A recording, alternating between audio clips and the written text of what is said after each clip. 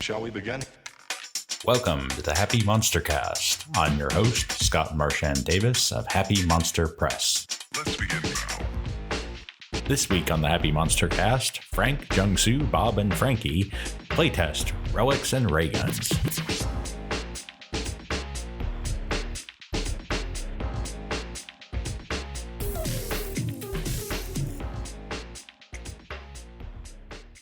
Just to give you a little bit of information about the setting, obviously a science fiction setting. The shorthand for Relics and Rayguns is Indiana Jones on Twitch in space.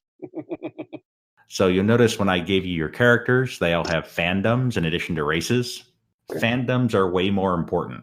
You have instantaneous pan-galactic communication. So if you are a deer stalker, for example, which means you're a Sherlock Holmes fan, which many different cultures in the galaxy are all Sherlock Holmes fans. You probably have more in common as a human deer stalker with an Ochibe deer stalker than you do with a human who's, say, a free flyer fandom. So their races don't really have any suggested edges or anything like that. The fandoms do. For example, if you're a deer stalker, one of your suggested hindrances is going to be that you have a drug habit because you're emulating your hero, Sherlock. Interesting. So a couple other important background things before we get started. Interstellar travel is extremely rare and expensive because jump ships require scarce materials, and they also have a very strict size limit. You can't put too much volume through a wormhole, and most of the volume you can put through is needed for the equipment to make it happen in the first place. So jump ships are small, and they don't carry a whole lot of cargo. On the other hand, most galactic societies in system are in a post-scarcity mode. They have omni printers. They can pretty much print up anything you want if you have enough time, assuming it doesn't need the scarce materials like a jump ship does. Jump itself is facilitated by technology created by an ancient alien race known as the Founders.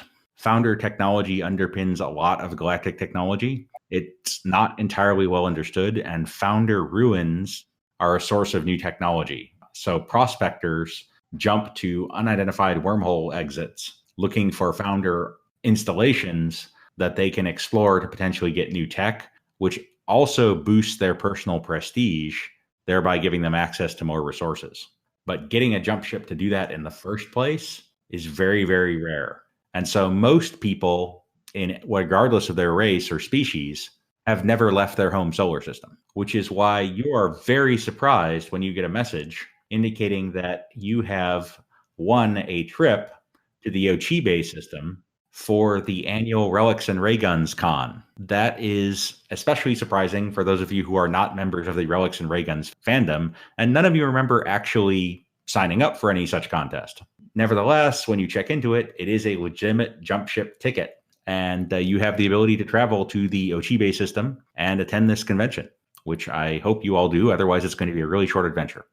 Are we all doing it separately, or we know each other and work group? The only two of you who would be on the same ship would be Theophilus and Ellen, as you two are both coming in from the Terra system. The rest of you are coming in from other places. So we're meeting there, though. We're not going to the destination together. That is correct. Okay, that's good to know. In fact, you may or may not meet there. You're just all invited and have tickets. You have hotel accommodations and passes for all 4 days of the convention. Okay. So when you arrive, the convention is in full swing. It's a very large convention. There's approximately 150,000 Relics and Rayguns fans from all over the Ochibe system, which itself is a densely populated star system, very old. All of you have a bit of a struggle when you arrive in that the gravity in the system is higher than you're used to, so it's a little bit taxing for you to move around. The Ochibelings themselves are pretty weird looking. They're squat creatures. They have 3 tentacle necks with 3 individual heads. Their lips serve as manipulator fingers. So by comparison to the rest of you, they're all pretty freaky looking. Granted, the space octopus fits in better than most, but the humans and the somewhat humanoid lizard man definitely stand out. There aren't a whole lot of non-Ochibes in the system, as you would expect. There are a few there, but they're mostly wormhole prospectors who've jumped in for the convention basically as guests of honor or celebrities. So as you're hanging out in the convention, you all get a message on your hand terminals indicating that there is an additional prize awaiting you in Suite 1137. As you proceed to the suite, you all run into each other in an elevator, and you find yourselves headed towards the same location. So feel free to introduce yourselves. So, Scott, I have a question. Am I just a literal octopus with a head, like the picture suggests? More or less, you are a Waigarian. So the description of Waigarians is you're definitely the weirdest of all the various aliens here, aside from the Achibialings, who are really weird looking. So Waigarians are a spacefaring race. They have a strict dueling code. You're actually a little bit weirder looking than that picture would indicate. You have 6 manipulator tentacles with 3 legs for running, and you have a pair of eyes above each of your 6 tentacles. So you've got 12 eyes total. Yeah. Oh man, am I like normal human sized? A little bit smaller than a human. So maybe you're 4 feet tall, let's say. Okay.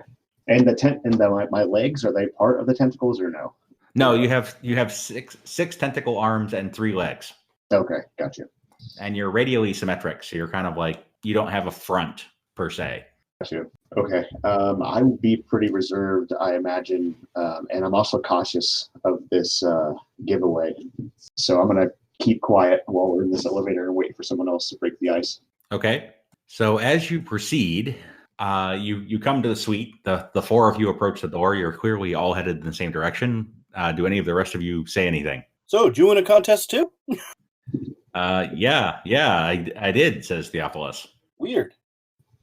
I don't remember entering a contest. Yeah, well, we were on the same ship, right? So maybe it was the same contest, but yeah, I don't remember entering it either. So this is pretty strange. But they said to come to this room, so I guess we should go in or something. Well, here goes nothing.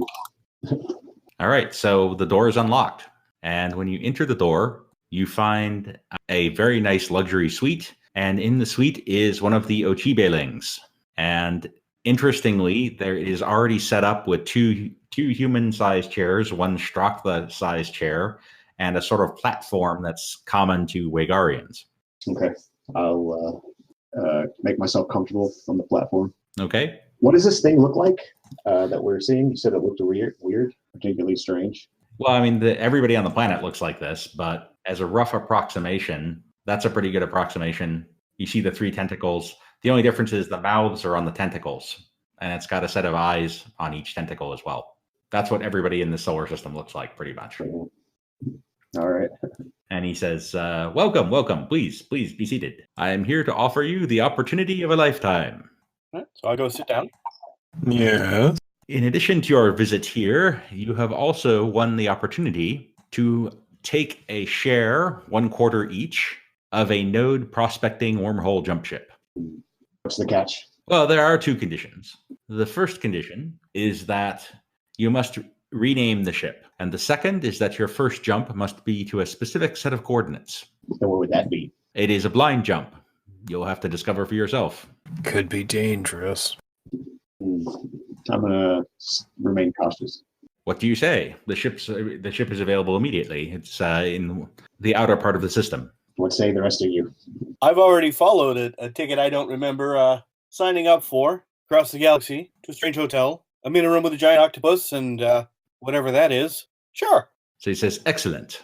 When you join, the ship is entirely up to you. It's ready at your disposal. I have a shuttlecraft that I can either pilot for you, or it's set up to auto with the coordinates of the ship that will take you there, and then it will autopilot back here. So that's all we have to do? Go to this location and then come back? Go to that location, and honestly, it doesn't matter if you come back or not. From there, you can go anywhere you like. Guess I'm cautiously interested. You said you'll come with us, right, alien? I can accompany you to the ship if you wish. I'm going to look non-trusting into my eyes and just kind of go along with it. Okay. He says, yeah, I understand why you would be dubious, but I assure you that this offer is made in good faith. Do you have any type of face for an expression? You said he had a mouth. He's got 3 mouths. Would I be familiar around these species? Is there anything about his tone or his posture that I might find questionable? I'd allow a common knowledge roll at -2 to see if you have any idea what Ochibaling body language looks like. Okay. Squid person as well, so yeah. Apparently, as a squid person, you've got a pretty solid feel for what this guy might look like. So you're thinking right now, yeah, this is as the kids say, seems legit. Okay, I'll I'll not stand so much a guard from this point on. Casual my stance, and then say, I guess we're to be off, yeah? Rest of you coming? I assume everyone else is coming along as well. To infinity and beyond. Yep. Okay. Then we'll be off. All right. So, do you want him to pilot you, or are you going to fly out yourself? Would be okay with him piloting. Is it all right if my character looks around the ship to see if there are spots he can patch up? Oh, absolutely. Once you get there. Gotcha. So, as you arrive, you can see that the ship is a Seeker class prospector, low end but very respectable ship. It has crew capacity of 6, with as is typical for jump ships, very limited cargo, and it's designed so that the front part of the ship can detach. All right, so you've arrived at the ship. He docks, allows you to board. The ship has been pretty thoroughly stripped down. There's not a lot left on board. There's an assortment of different seating configurations. You can reconfigure them to your use easily, but it's definitely not all Ochibelings who were on this ship previously. And the only piece of equipment on board is a mule bot, which is pretty much exactly what it says on the tin. It is a robotic beast of burden that you can use to carry your stuff when you go into a founder installation or explore a planet. Pretty much just like a platform to put stuff on that carries stuff around? Yep. Four legs, walks around where you tell it to. Carries quite a lot of load. It's on the ship. Yeah, it's in the cargo bay. Not going to blow up on us or anything, is it? Well, you could certainly have your engineer check things out to make sure that neither the mule bot nor the ship itself has any issues. That sounds like a good idea. Just to check and see what we're getting ourselves into. All right. That would be a repair roll. I just fly stuff. Yeah, who's our engineer? Is it Bob? Yeah, Yep. Jovesh. Okay, nice. All right. So you scope things out. The ship seems to be in good condition. You notice, however, that all but one of the terminals are displaying the same message, which is enter new ship's registry. The one that's displaying something else has a specific wormhole exit node programmed into it. Is it hard-coded or can we overwrite it if we want? It's not hard-coded. It's simply what's currently entered into the navigation system. Oh, okay. Is there a way to figure out where the heck we're going? Well, that would be an astrogation roll. Is that something I could suss out? It is absolutely something you could suss out. Whee! Okay, that is good enough for you to know. You consult your databases, and it is an unmapped node. And as far as the galactic records are concerned, no one has ever been there. That's not that surprising. There are literally millions of unmapped nodes in the galaxy. Yeah.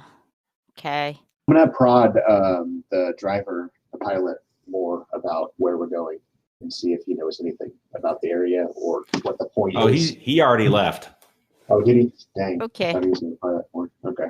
Dang it. Does any of us know, like any of the surrounding areas, where the direction we'd be going in? Familiar with it? That's the trick with wormhole nodes. You can jump from anywhere to a node, but the nodes don't have any logic to them. So there's no way to tell from looking at the coordinates where you might end up. Oh, I see. Could be Gotcha. the next system over, could be the other Portal. side of the galaxy.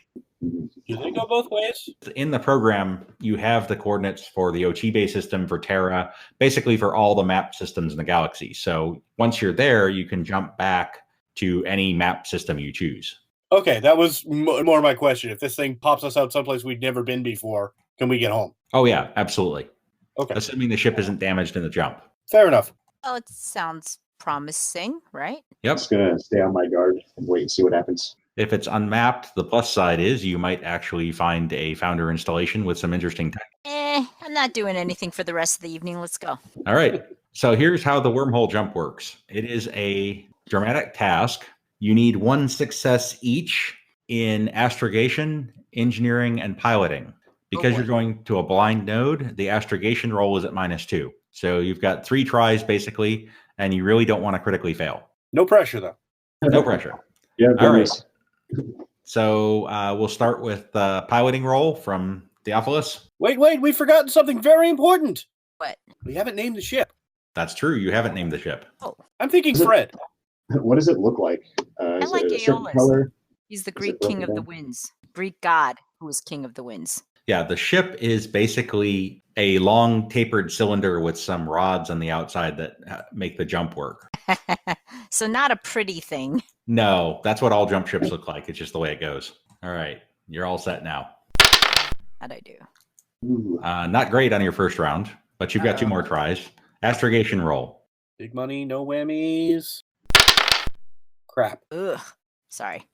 Can I Benny that? Yes, special rule on jumps because the consequences of failure are so bad. You are allowed to Benny critical failures. All good. Let's try that one more time. Oh my god. Oh, wait, hold on. I didn't carry the 1. Nice. Still not quite good enough, though, because you need at least a 6 because of the -2. And we also need an engineering roll from your engineer. Oh, Benny, man. Oh my god. What is going Wow, on with the another dice critical tonight? failure. I think the ship just blew up on us. Wait. Roll that back. Okay, that's good enough. The wormhole generation engine is online. That gives you 2 more rounds for piloting and astrogation. Okay. Piloting is good. You are lined up with the wormhole. Woohoo! That leaves our astrogator to get you to the right place. No pressure. Not that time. Might want to roll that one. You got 1 more try, and then you need to start burning bennies. Try one more time, and then we'll start with the bennies. If someone else has astrogation, they could roll to assist. Sure, I don't. I don't have it. One of those. Believe Theophilus does. All right. Yep. All right, that gives you a +2, so it's a straight roll this time. Woo! That does the trick. Oh, phew. You make the transit. The wormhole opens in front of the ship, and Theophilus neatly guides it through the wormhole, and you emerge in a system centered on a red giant. The system itself is fairly empty. There are 2 gas giants orbiting the red giant, and as you start to scan the system, you notice a gravitational anomaly orbiting near the surface of the star. Well, that looks curious. Let's go there. But we're done with our job. We just need to warp through. Okay, it's a gravitational anomaly. Like it's sucking things in, or it's No, just that there's something there is Yeah, we really don't what know. you get. right. But like, is it something that's suck? Is there something that's going to suck us in if we get too close? Is it a big anomaly or a little anomaly? It is a decent size. It's a small anomaly. It's probably some kind of an object. Okay. Small like a Winnebago? Not that small. You wouldn't be able to tell. You wouldn't be able to spot it from this far out if it were that small. Small like California. We can get closer, but let's not get too close. Yeah, just a thought. Fly casual. That's right. Yeah, so we'll slowly advance toward it. All right, so you move into the system. It takes you about 18 hours to get to this potential installation here. And what you find when you get there is that, or as you approach, you start to make out some details. It is a toroidal space station. So it's the shape of a torus. Yes, Okay. with a central, if you will, donut hole.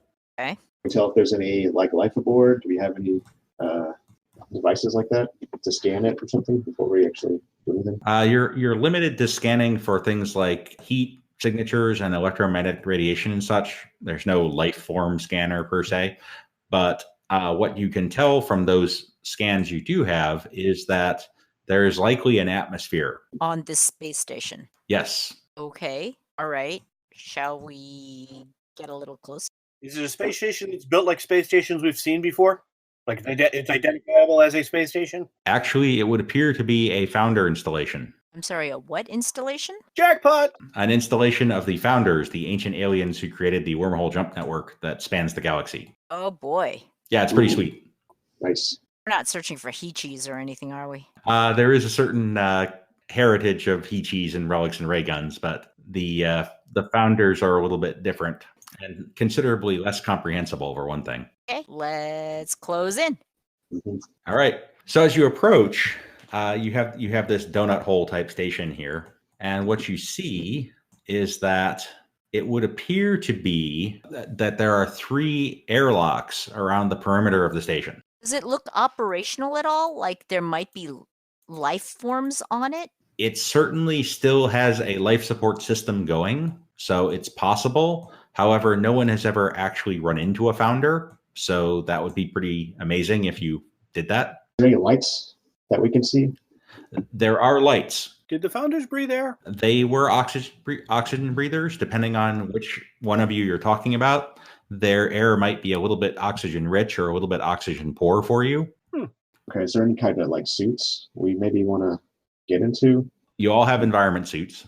Okay, cool. Yeah, that'd be a really bad idea to go exploring without some type of Right. oxygen or exploration suit. Absolutely. Okay, so we'll advance whenever.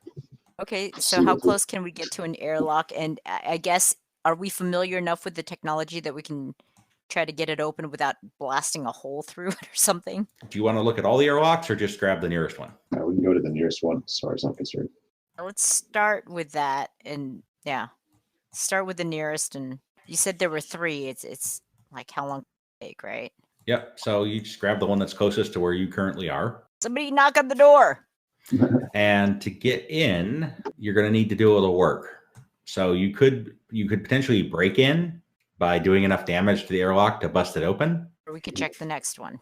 Or you could make a repair or a thievery roll in order to attempt to hotwire the airlock and get in that way. That will not do the trick. I'll definitely Benny that. Whoa. Whoa. That will definitely do the trick. We're in. You are, in fact, in. Ready my weapon by my side. Not take it out, but be cautious with my hand close to it. Okay. Suits on. Who's going? Okay, and I guess the question is, am I Captain Kirk and I'm going to go on all the dangerous away missions despite, like, if anything happens to me, who's going to fly us back, right? Oh, that's entirely up to you. Why, yes, I am. Let's go. I'm going. Like I said, entirely up to you guys how you want to play that. Oh, sure. If me and the Wait, pilot any are of us going, there? I don't feel so bad about it. I will insist, though, while we are here, I'll say we should all go. We just met each other. Quite trust you all. You could take the ship while we're gone. He's right. It's a legitimate concern. It's a very, very valuable piece of hardware. Okay, fine. Let's go. Okay. Off we go. I'll wait until the last person, then leave behind them. Suspicious. Okay, so you all go in and you start moving through the tunnels and passages of this station. And Okay. you're kind of exploring. It becomes clear as you're exploring that this is probably some kind of manufacturing facility. You see a lot of equipment, some of which still has power that looks to be used for fabrication, probably fabrication of large metal objects. And then you come to a point where there's another airlock. And this airlock is also sealed. You already know how to get through it, so that part isn't a big deal. But what is a big deal is that there's no air on the other side of that airlock. Oh, that's good. And so if you enter the airlock, you can see what's beyond it through a concerning. viewing portal in the door. Would you care to do that? We have that heat detecting device. That's a good with question. us? Let's look at your gear. What protecting device? Heat detecting. Heat detecting. Oh. Ellen has a scan set, which is an all-purpose scanning device, which does include infrared sensors, I also have a Geiger counter. which I believe is a permanent implant. I'll say to her, is there any activity behind this door that you can Were tell? there any data panels or anything in that hatch? Any data panels? No. Well, Can I use my EM sensor to check and see if there's any You electromagnetic sense activity? substantial electromagnetic activity past the airlock. What else what that's familiar to us or me might create that kind of Any kind of signature? large electromagnetic machinery would do the trick. Certainly, A bag on the door. on which side of the airlock? The inside. Inside the airlock. Okay. So the airlock's before we get into the Yes. Yes. no air section, right? Okay. All right. So I'll wait until the airlock, and then I'll bang on the door. So you're going to go in the airlock and bang on the door. I'm gonna hold for a second and see if anyone's doing anything, and if they don't, I'll slowly open the airlock door and then advance. where are we? We're in the space station. Yes, little bit you're now, quite a right? ways into the space station at this point. And we have our environmental suits on. Well, if we're going to open an airlock with no air, I think we should probably put our helmets on. Good idea. I don't think I've taken mine Just off. a thought, guys. I don't know about you. I guess I'm gonna put my I helmet don't on. You guys know do. that I would have left it. Mhm. I mean, despite knowing that there's probably oxygen there, No, I would have had. Yeah, I would have had mine on anyways. Caution is. Same. It's a new house. I've never been here before. That's right. You know what happened to the 3 bears, right? Or Goldilocks. So as you go to bang on the door, you hear a loud sort of clanging sound coming from the other side. And when you look through the little porthole in the airlock, you see that there's active machinery in the other room. And as you observe, you see that there's a machine in the room which apparently, from as near as you can tell, is designed to manufacture rebar. And you can tell that because it is firing lengths of rebar about every 3 seconds in random directions around the room, some of which have punctured the hull, which is why there's no air. So it's a malfunctioning rebar. Yes, Shooter. so it would appear. Okay. Are any of us competent enough to deal with this? Do we have any capabilities that we might be Yeah, able that to... sounds like a terrible idea. You have somebody who's got repair. Is there a way we can look at the schematics of such a structure and figure out like what the source, like where the source is for this machine? If you were in the room, yes. From outside with the airlock, absolutely not.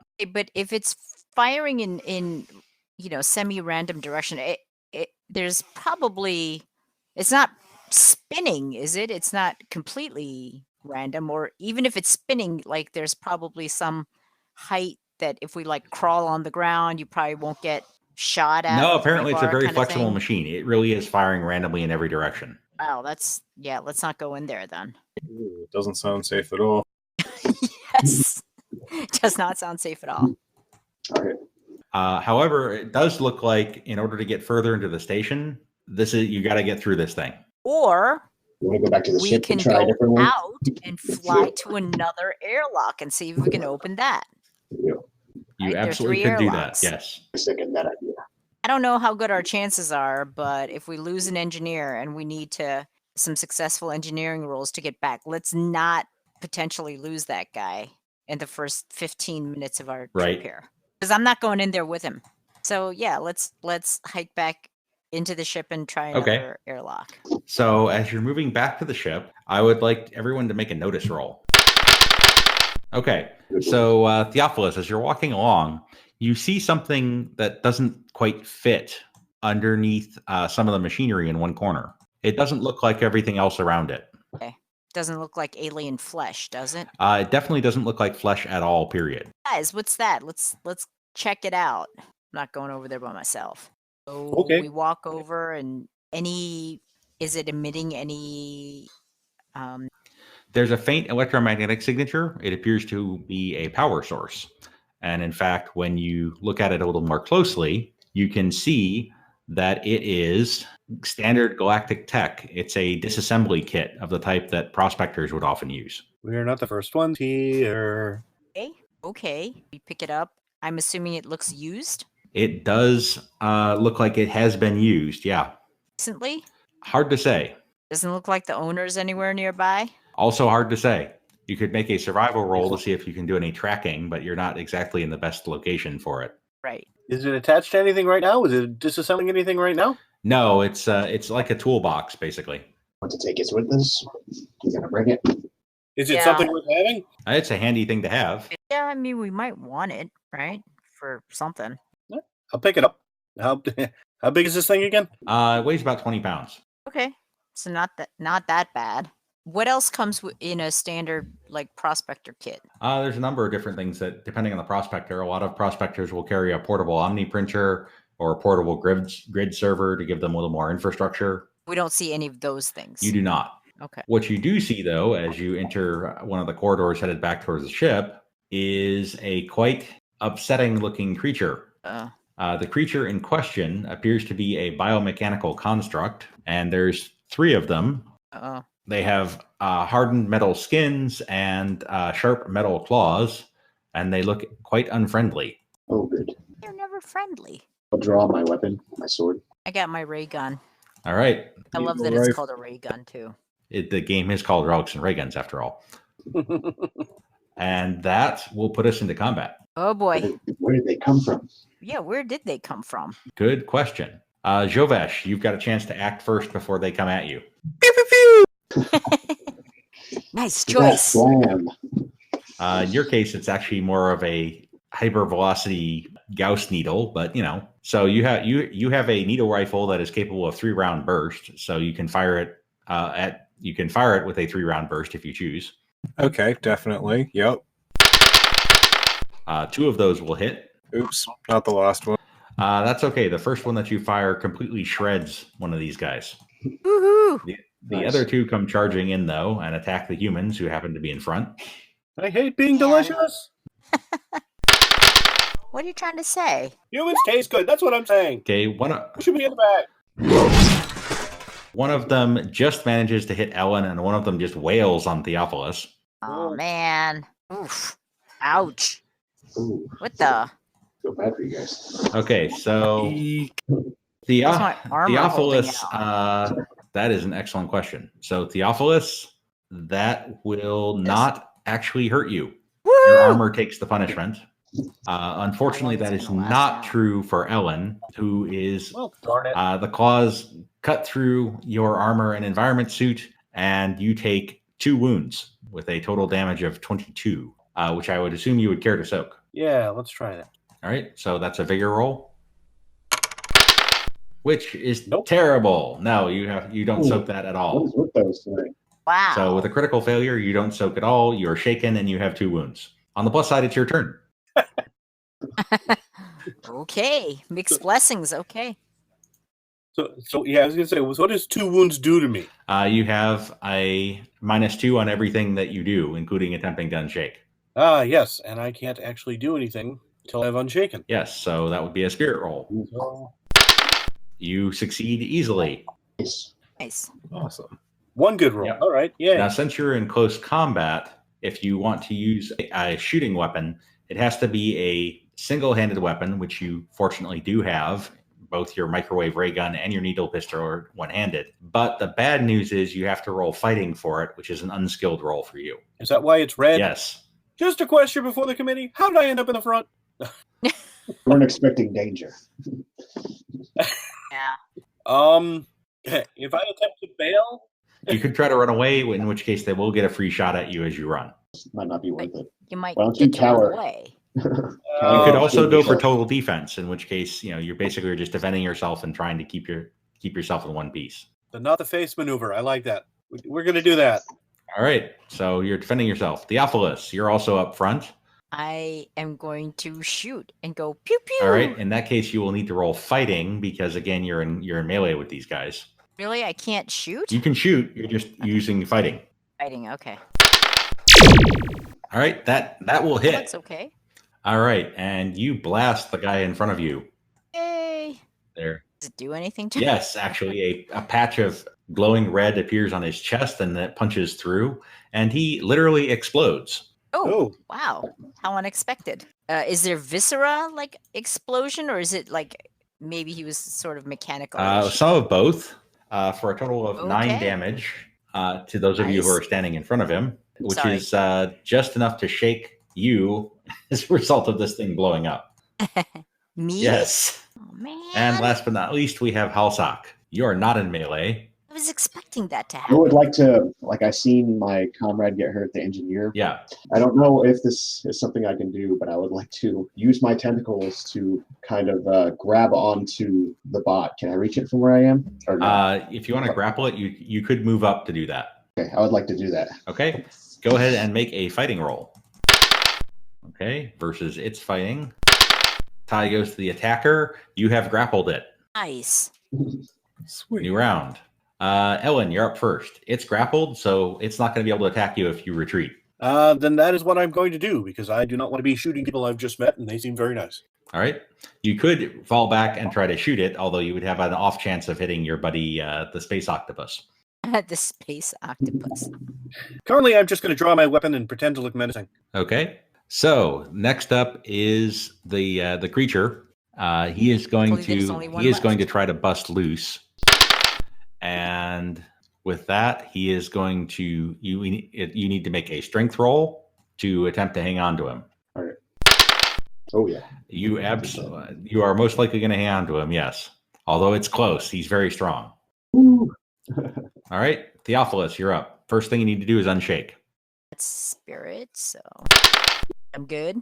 Yep, you are able to act. And let's shoot again. Still fighting? You can fall back a step and then make it shooting. Let's do that. Nice. That will hit, and that is enough to shake him. Okay, Halzak, you've got him grappled. You can attempt to crush him Can I throw him That against would the be wall or something? impressive. You absolutely can throw him against the wall. 'Cause I've seen the other one explode. I don't know if I want to be holding him while that happens. Yep. So that would be again an opposed strength roll. You are able to throw him backwards into the wall. Nice. Right. Nice. Give me a d6 roll for the damage, but not enough to do anything. Not enough to damage him. He's still sitting there shaking. Okay, Jovesh. I'd like to follow that up with another triple shot. 3-round burst. Fire away. You get 1 hit with a raise, and you shred him. Pew pew. All right. Well done. So now you know there is something going on this station. There have been humans here, and the station is defended, and that is where we will leave it. You can follow Happy Monster Press on Facebook as Happy Monster Press, at our website happymonsterpress.com, Twitter as Happy Monster PRS, or follow the podcast on YouTube, Stitcher Radio, Spotify, iTunes, or Google Play Music. The Happy Monster Cast is part of the Savage Worlds Media Network. This game references the Savage Worlds game system available from Pinnacle Entertainment Group at www.peginc.com. It is unofficial media content permitted under the Media Network Content Agreement. This content is not managed, approved, or endorsed by Pinnacle Entertainment Group. Certain portions of the materials used are the intellectual property of Pinnacle, and all rights are reserved. Savage Worlds, all related settings and unique characters, locations, and characters' logos and trademarks are copyrights of Pinnacle Entertainment Group. All other content is the intellectual property of Happy Monster Press. Some adventure concepts sourced from the Anything Can Happen Thursdays group on MeWe, formerly on Google+. Background music is Ice Cold by Jason Shaw. Oh, for sure.